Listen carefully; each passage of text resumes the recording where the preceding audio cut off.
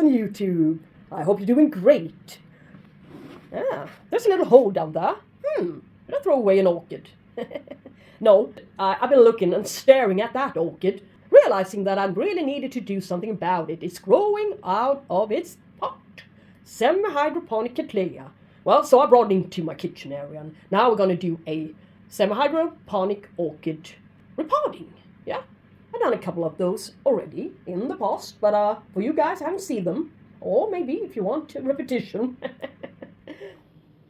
RLC, Mystic Isles, and in the web shop, it even have the variation Cameleo with a C.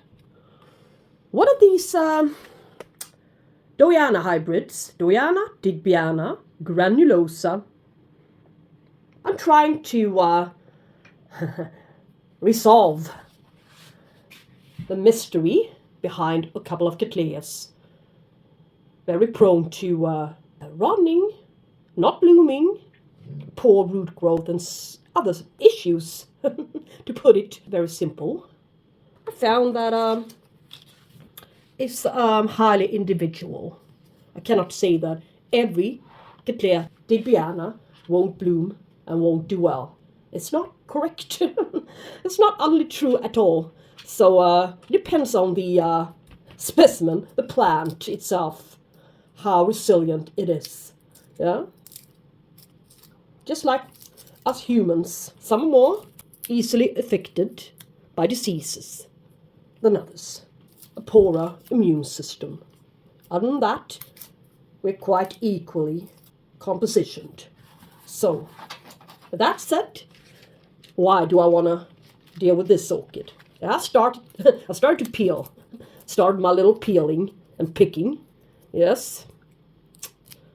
Already. And you can always find funny stuff going on underneath the sheath.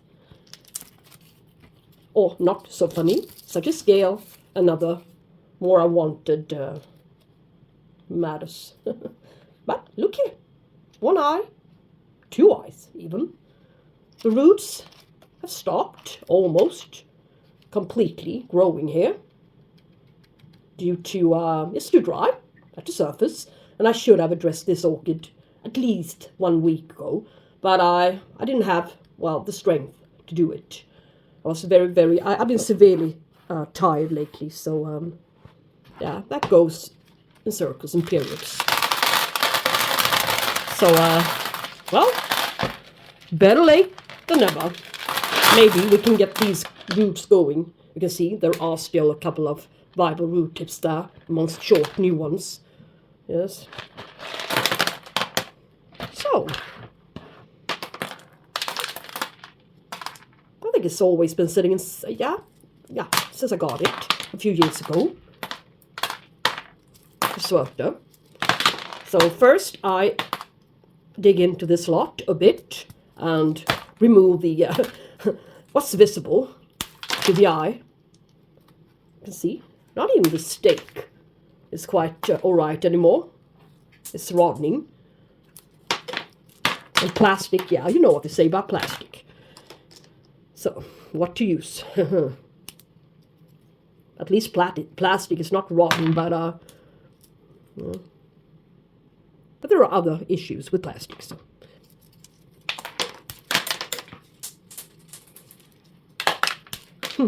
Liquor beads all over my kitchen floor. I recognize that sound. So I will peel off as many bad roots as I can see. You can see there are very many trying to branch out here. Small root tips showing in places. So yeah, it's a good time to repot. Yeah, I'll get back in a sec. So she is cleaned. Best I could, yeah. Not the best. Maybe there are a couple left, but doesn't make a difference. Back in the days, there were of the belief you shouldn't disturb orchid roots, if not utterly necessary. Yes. They do not like it. So what did I do? when an orchid outgrew the pot, for instance, yeah, growing over the rim of the pot. Yeah, they brought the orchid up from the pot, chopped the whole lot off. Yay, straight line. With an axe. No, but yeah, maybe in some cases. At our Orchid Society, they still use axes to split huge grown cymbidiums. So that's not an exaggeration at all. Anyways, they chopped it off all together, straight off. Then pick and start to tease and peel and pick, yes, them out. And simply put them down onto a bed of medium with some more space surrounding the orchid, preferably most space to the front of the newest growth. Yeah, that's where the progression of growth is going to be. Yes, so not rocket science really. The only time they really did a total cleanup on the root system was when it was time to divide the orchid. Whether if it was a cymbidium orchid, Cattleya orchid, or dendrobium orchid, really didn't make a difference. Yes, they simply kept the old roots, and yeah, when divided into a couple of sections, it was much easier to get to the roots, to the bad roots, and sort them out, and start on another new root system. Since you should never divide an orchid anyways, I mean, to save a section without any tendency of a new growth coming. You need a new root system forming quite immediately, as soon as possible, ASP.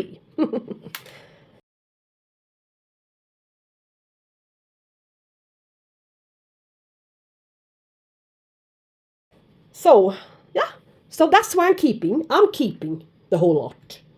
No reason to disturb it.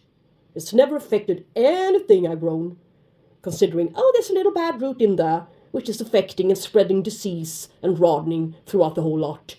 Never really happened to me. Didn't make that much of a difference. This is how it's going to be done this time. I'm going to use the other pot. I'm not going to keep the inside pot, so to speak. So, I'm going to add on a little teeny weeny layer. Now, the reason for this repotting is to get some more space and get the roots down to make them grow again. It's still time. It's not too late. All right? But we do need a wick, another wick. Yeah. It's much more easier when you can pierce them through the holes down there. But now, with no inner pot, you need to do something else. Use another method. Why not this method? It's as good as any. And I'm not going to get rid of this old wick. Doesn't matter. It will only disturb the roots. So, yeah. If you're lucky, even this root might make it. Yeah, if I do not press it too fiercely. Yeah, that's great. And I fill this little vase up with water, so the rocks, gravel, yeah, falls to the bottom. Gravity works, still. And supposedly, the lecker beads will stay on top. And the bad, poor lecker, which won't hold any moisture, a little bit too empty, yeah, not so densely made, are gonna float to the surface. And those I won't keep, so, yeah. The growth will be there. So, just press it to the right and to the back side. And go like this till you're satisfied. It doesn't really matter if you get a couple of bits of gravel down there amongst the lecker. Yeah. Some people do, I've said it before, such as Rick L, yeah, another great orchid channel I used to watch a couple of years ago. Many years ago, I mean. Years passes very quickly. That was back in 15 or 16 or so, I'm not sure. When I got myself a huge telly, flat screen, so I could watch videos on the telly instead of just watching my little viewing orchid channels on my little smartphone. So that's when my viewing hours increased a lot. And my weight, I put on weight as well. Not so much, but a bit. Even I came to that point in life, obviously. So,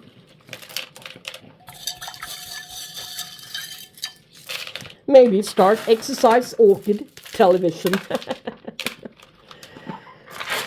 Now, you just pull your legs.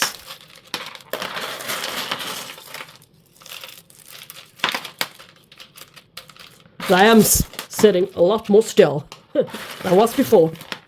Only a few years ago, before the flat screen television. So, food for thought, yes. All right. Now let's fetch the gravel and add it on to make the moisture stay down a bit, acting like a little shield.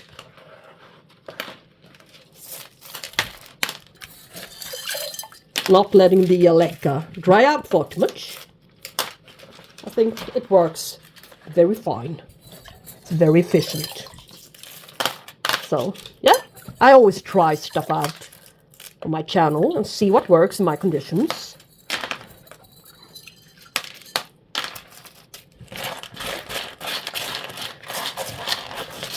I get a few very nice advice at times, but not always able to apply them regarding my conditions.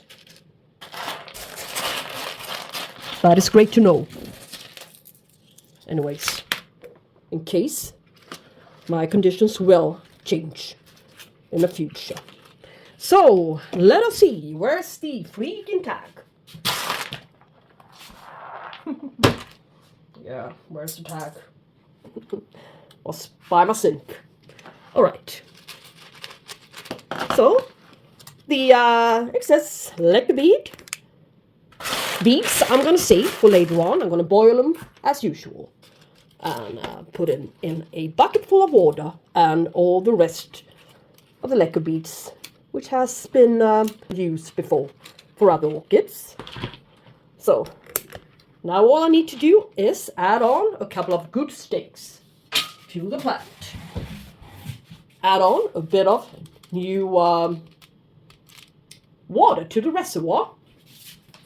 I think this brand rain mix has been I've been using it for a bit now, and yeah, I had it before many years ago as well, but I didn't really give it a chance, the chance it deserved. But you can see what it contains, composition here, and it works for all season fertilizer, for soft water and rainwater.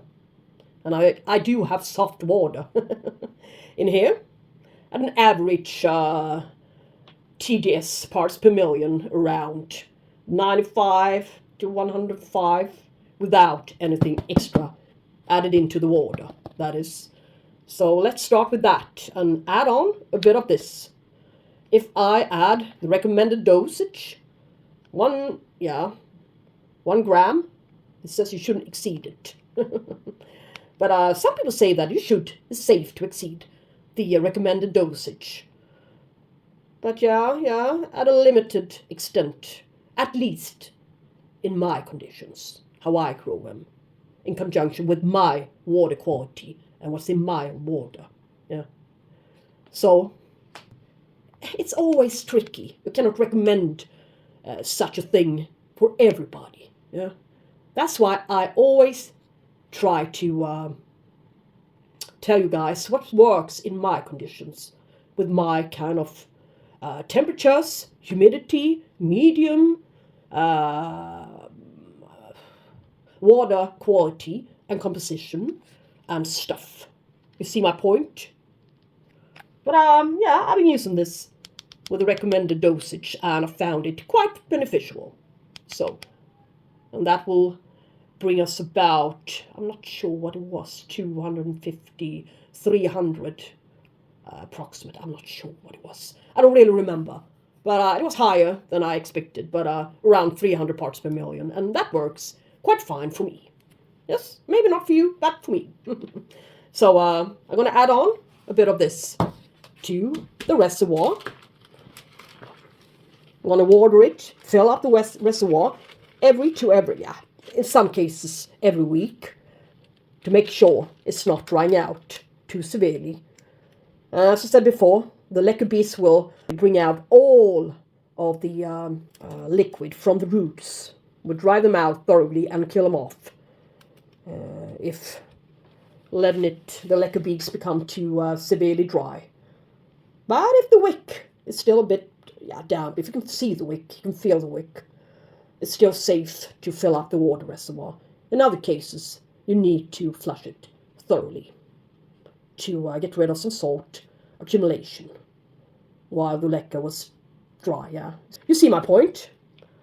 So you need to flush the whole pot through every other week. A little benchmark perhaps to do it as a routine every other week. Flush through the whole pot.